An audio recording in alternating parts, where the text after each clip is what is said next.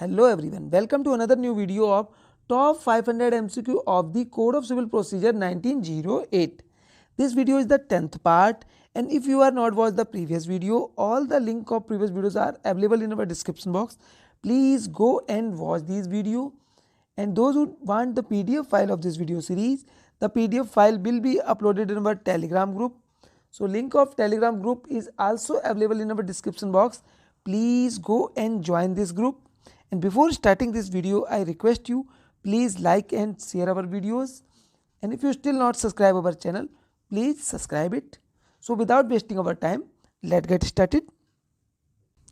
Question number 131. A decree for execution can not be send to. देखिए जो decree है, इस क्वेश्चन में पूछा गया है कि जो डिक्री है एग्जीक्यूशन के लिए वो सेंड नहीं की जा सकती है. देखिए सबसे पहले तो हम लोग प्रीवियस वीडियो में हम लोगों ने एग्जीक्यूशन ऑफ डिक्री डिस्कस किया था कि कौन से पार्ट में एग्जीक्यूशन ऑफ डिक्री दिया गया है. तो सीपीसी का जो पार्ट है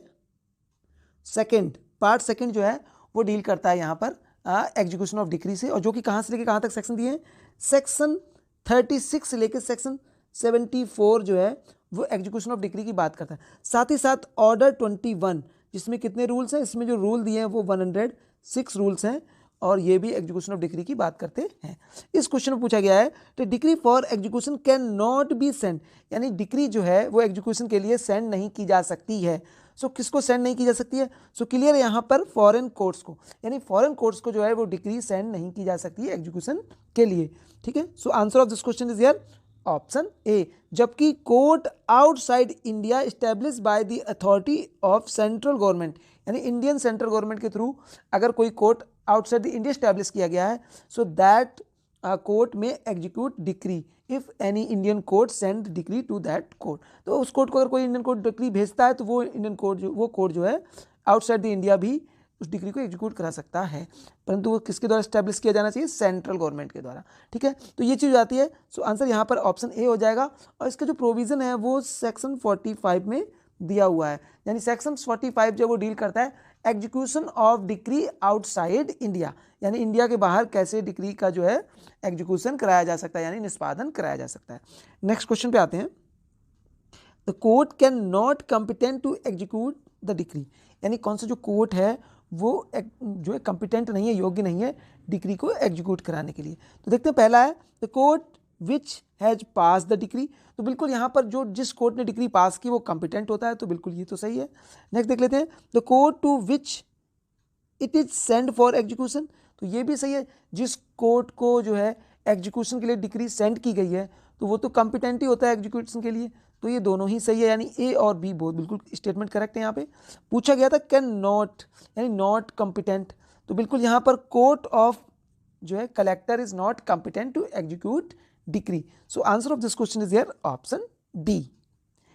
कम to the next question. The provision of section 39 of CPC are, यानी सेक्शन 39 ऑफ सीपीसी के जो उपबंध है वो है, उपबंध क्या है? तो देखिए सबसे पहले तो डील करते हैं सेक्शन 39 किस चीज़ की बात करता है. Section 39 dealt with transfer of decree, यानी डिक्री के ट्रांसफर से संबंधित है पहली चीज. और डिक्री कब करेगा और कौन सा न्यायालय करेगा? सो जो डिक्री ट्रांसफर की जाएगी, the court which pass decree में, यानी यहाँ जो वर्ड यूज हुआ है वो में यूज किया गया. कौन सा कोर्ट कर सकता है? जिसने कोई डिक्री पास की है. ठीक है, जिसने कोई डिग्री पास की है वो कर सकता है पहली चीज. ठीक है, करेगा तो करेगा on the application. This is very important word, on application, यानी ऑन एप्लीकेशन करेगा. दूसरी इंपॉर्टेंट थिंग्स है यहाँ पे, यानी डिग्री पास कर सकता है में, और ऑन एप्लीकेशन करेगा. On application of degree holder, this is very important point, degree holder, यानी डिग्री होल्डर के एप्लीकेशन पे करेगा. ठीक है, सेंड इट, यानी डिग्री को सेंड करता है for execution to another court. किसको भेजेगा? To another court. ठीक है, दूसरे किसी कोर्ट को भेजेगा. तो ठीक है, कोर्ट में पास कर सकता है, जिसने डिग्री पास की वो ट्रांसफर करने के लिए ऑन एप्लीकेशन करेगा. किसके एप्लीकेशन पे? डिग्री होल्डर की एप्लीकेशन पे. किसको ट्रांसफर करेगा? अनदर कोर्ट करेगा, यानी दूसरे कोर्ट को ट्रांसफर करेगा. ठीक है, पहली चीज तो ये बहुत ही इंपॉर्टेंट पॉइंट्स हो जाते हैं. ठीक है, जो कि सेक्शन 39 में दिए. अब दूसरी चीज़ है यहाँ पर कि डिक्री जो पास की जाए तो क्यों की जाएगी डिक्री, यानी जो यहाँ पर जजमेंट डेटर है, यानी जिसके विरुद्ध डिक्री जारी की, अगर देखा जाए तो जिसके विरुद्ध यहाँ पर डिक्री जारी की है वो किसी और डिस्ट्रिक्ट में या दूसरी जगह रहता है या वहाँ बिजनेस करता है तब, यानी जिसके विरुद्ध डिक्री पास की, यानी अगेंस्ट जिसके डिक्री पास की है वो क्या करता है, एक्चुअली में कहीं और रहता है, वारंटली रिसाइड और कैरिंग ऑन बिजनेस, ठीक है, वो बिजनेस कहीं और कर रहा है, यानी व्यापार कहीं और करता है या पर्सनली वर्क कहीं और करता है, तब उस जगह पे जहाँ वर्क कर रहा है वहाँ भेजी जाएगी। दूसरी चीज़ है कि जिसके विरुद्ध, यानी जो पर्सन है जिसके विरुद्ध यहाँ पर प्रॉपर्टी जारी, वो डिक्री जारी की जा रही है, उसके पास पर्याप्त यहाँ पर संपत्ति ना हो, प्रॉपर्टी नहीं है, ठीक है, तो जहाँ पर प्रॉपर्टी है वहाँ इसको डिक्री को सेंड कर दिया जाएगा, ठीक है। ये तो दूसरा पॉइंट। तीसरा पॉइंट जो बहुत ही इंपॉर्टेंट है उसमें क्या है, अगर देखा जाए तो ऐसे ही बता देते हैं कि जो डिक्री पारित की गई है फॉर डायरेक्शन ऑफ सेल और डिलीवरी ऑफ इमूवेबल प्रॉपर्टी, यानी इमूवेबल प्रॉपर्टी से संबंधित अगर है तो इमूवेबल प्रॉपर्टी से, तो जहां इमूवेबल प्रॉपर्टी है वहां पर डिक्री वहां पर सेंड कर दी जाएगी।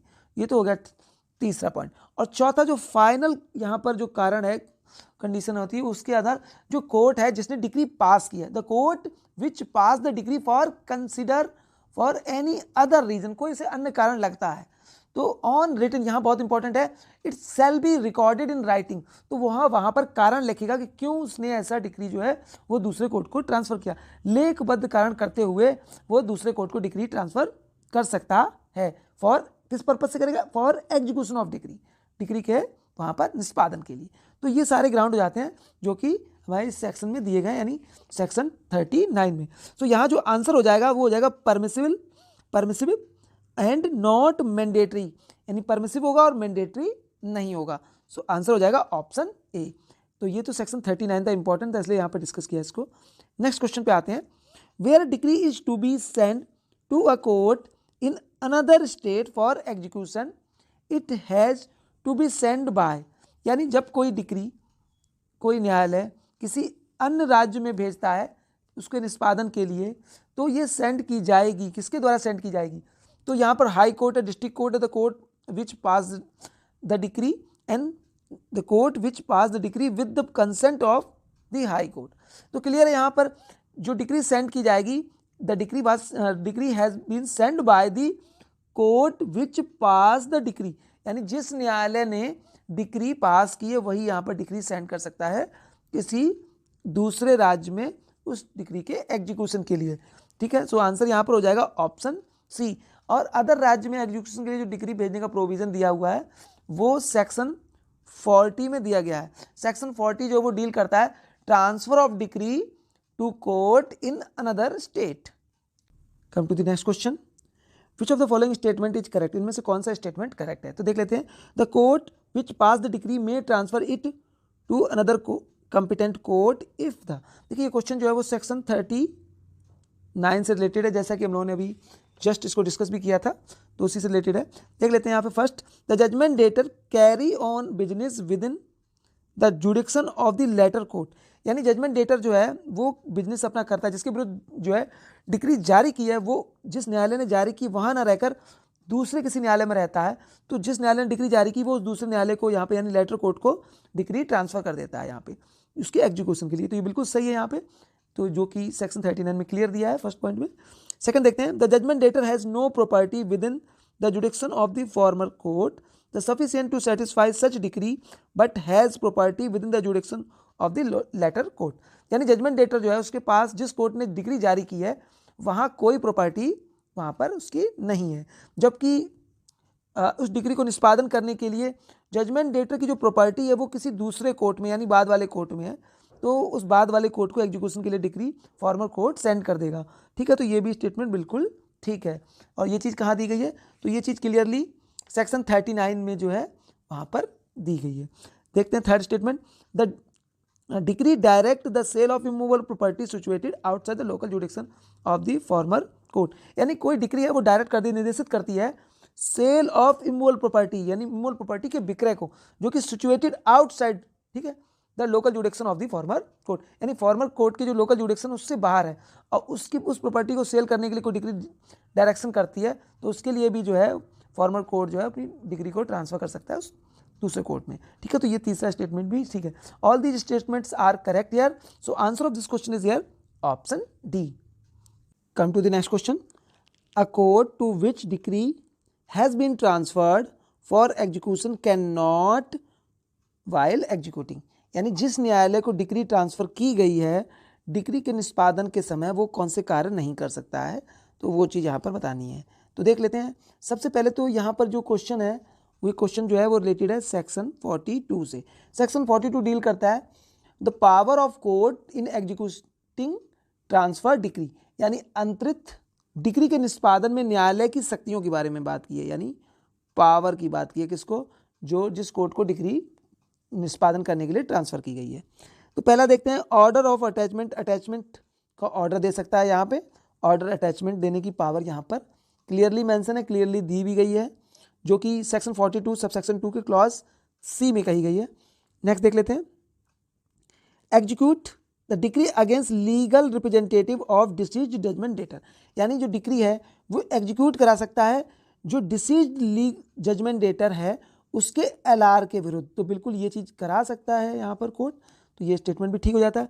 थर्ड देख लेते हैं, send the decree for execution to another court, यानी डिक्री को एग्जीक्यूशन के लिए किसी अन्य न्यायालय को भी भेज सकता है, तो ये स्टेटमेंट भी यहाँ पर ठीक हो जाता है। तो तीनों स्टेटमेंट यहाँ सही हो गए, तो ऑब्वियसली यहाँ पर आंसर ऑप्शन डी हो जाएगा। तो देखते हैं क्या है ऑप्शन डी में, order execution eight the instance of transferee of the decree.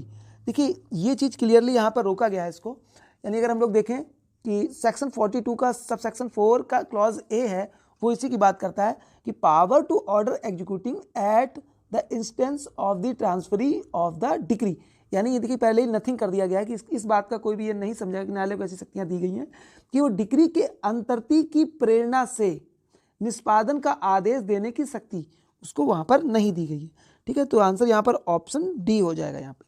Next question पे आते हैं, the word competent jurisdiction under section 39 of CPC refer to, देखिए जो सेक्शन 39 है उसमें कंपिटेंट जुडिक्शन की बात कही गई है, ठीक है। तो किसके पास कंपिटेंट जुडिक्शन है, तो कंपिटेंट जुडिक्शन में जो न्यायालय हैं उसमें पिक्यूनरी और टेरिटोरियल जुडिक्शन दोनों ही शामिल किए गए। So pecuniary and territorial jurisdiction of the transferee court, जो ट्रांसफरी कोर्ट है वो कंपिटेंट होने का मतलब है कि उसके पास पिक्यूनरी और टेरिटोरियल जुडिक्शन होना चाहिए। अब पिक्यूनरी मतलब धन संबंधी और टेरिटोरियल मतलब जो है क्षेत्राधिकार यानी सीमाओं से संबंधित, ठीक है, उसके पास पावर होनी चाहिए। सो आंसर यहाँ पर ऑप्शन सी हो जाएगा। नेक्स्ट क्वेश्चन पे आते हैं, the provision relating to precept is provided in civil procedure code under, तो देखिए जो प्रिसेप्ट का जो प्रोविजन दिया गया है वो सीपीसी में कहाँ दिया है, तो वो सेक्शन 46 जो है वो प्रिसेप्ट से संबंधित है।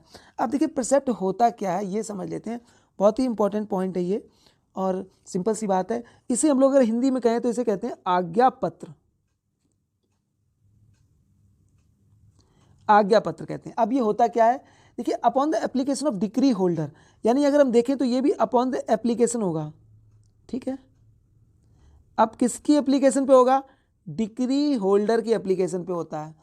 The court which pass the decree में, जिस कोर्ट ने डिक्री पास की है, ठीक है, तो वो यहाँ पर कर सकता है। तो मे शब्द का प्रयोग यहाँ भी हुआ है, मे, तो क्या करेगा, वेन एवर थिंक फिट, जब वो क्या समझता है, उचित समझता है, इशू प्रिसेप्ट, यानी प्रिसेप्ट को इशू कर सकता है अंडर सेक्शन 46।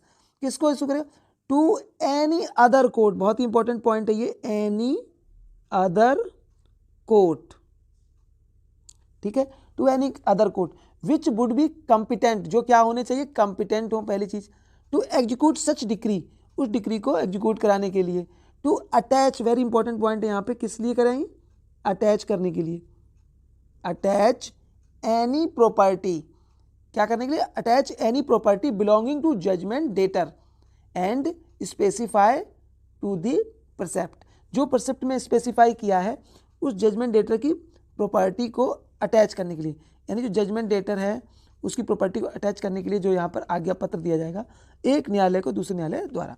तो अगर हम लोग इसे सिंपल लाइन में कहें तो यानी कि जो यहाँ पर डिक्री होल्डर है उसकी एप्लीकेशन पर किसी जिस न्यायालय ने डिक्री जारी की है अगर उसे ठीक लगता है तो वो एक आज्ञा पत्र यानी प्रिसेप्ट जारी करेगा किसी दूसरे न्यायालय को, जो कि कंपिटेंट होगा जजमेंट डेटर की प्रॉपर्टी को अटैच करने के लिए। ठीक है, तो इसी पत्र को कहा जाता है यहाँ पर आज्ञा पत्र, यानी किसी जजमेंट डेटर की प्रॉपर्टी को अटैच करने के लिए किसी न्यायालय द्वारा किसी दूसरे न्यायालय को जो कि कंपिटेंट है उसको जो पत्र भेजा जाता है वो आज्ञा पत्र है यहाँ पे। ठीक है, जो कि सेक्शन 46 में दिया है।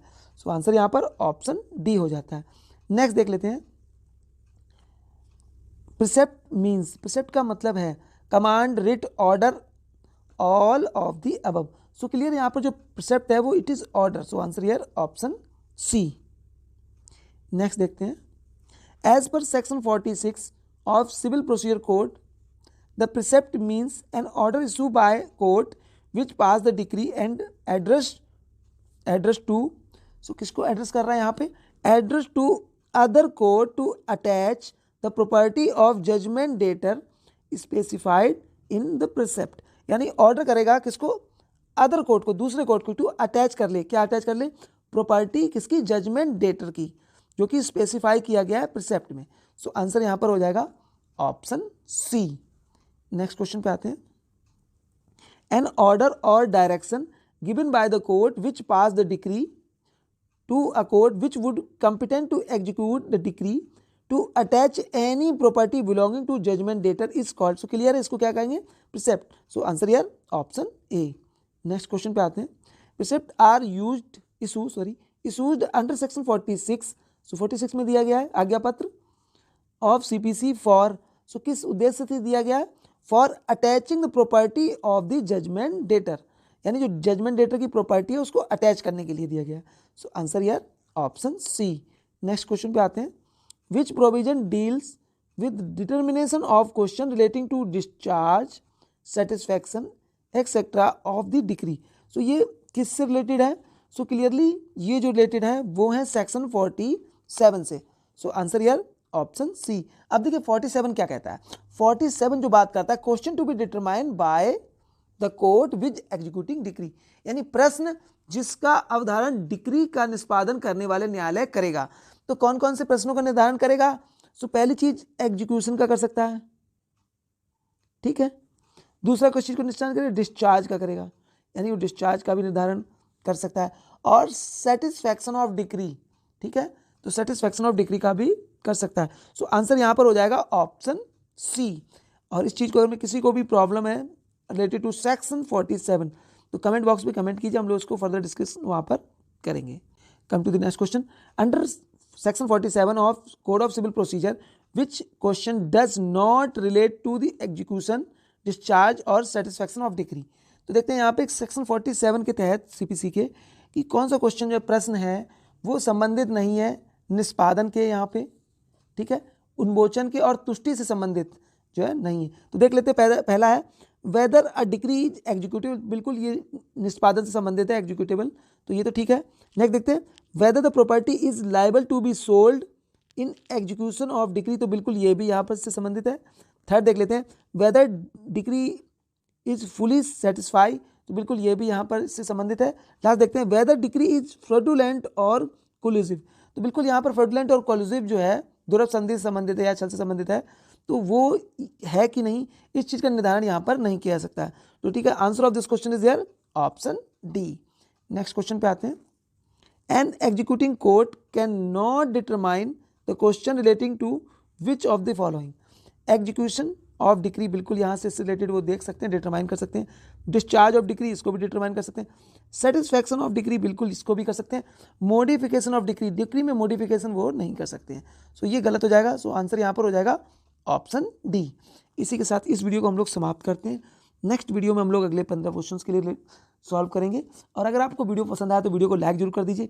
अगर आपने अभी तक हमारे चैनल को सब्सक्राइब नहीं किया है, चैनल सब्सक्राइब कर लीजिए, चैनल आप सभी का है, और साथ ही साथ जो बेल आइकन का बटन है उसे भी दबा दीजिए, जिससे आगे आने वाले वीडियोज़ का नोटिफिकेशन आप सभी को मिल सके। Thank you for watching Indian judicial service.